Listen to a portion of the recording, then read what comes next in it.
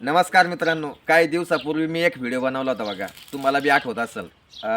नारळ हे पाणी शोधण्याचं ब्रह्मास्त्र आहे, मी असं म्हणलो होतो.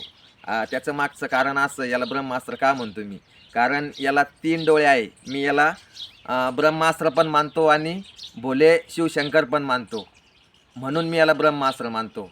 तर दुसरी एक गोष्ट आहे, आणि मी हा एक दगड आहे, ह्या दगडाने जमिनीतील पाणी शोधतो.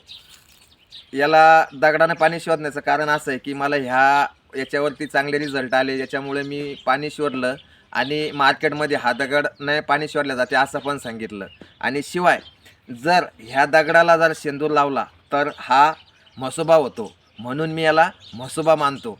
आणि काही लोक आहे, तर त्यांनी असं म्हणणं आहे त्यांचं का तुम्ही दगड वापरतात. दगड हा तुम्ही संडास साफ करण्यासाठी जे वापरलेले दगड आहे ते तुम्ही ते दगड वापरतात. जर तुम्ही सांगा, मी जर याला म्हसोबा मानत असेल या दगडाला, तर मग मी संडास केलेले दगड वापरेल का? आणि मला असं वाटतं ते स्वतः त्या दगडाने आता पण दगडाने मला वाटतं संडास साफ करतात, म्हणून ते दगडाने संडास साफ करतात असे म्हणतात. तर मला तरी असं वाटतं. व्हिडिओ कसा वाटला तर कमेंट करून नक्की सांगा. काही चुकत असेल ते पण मला सांगा. धन्यवाद.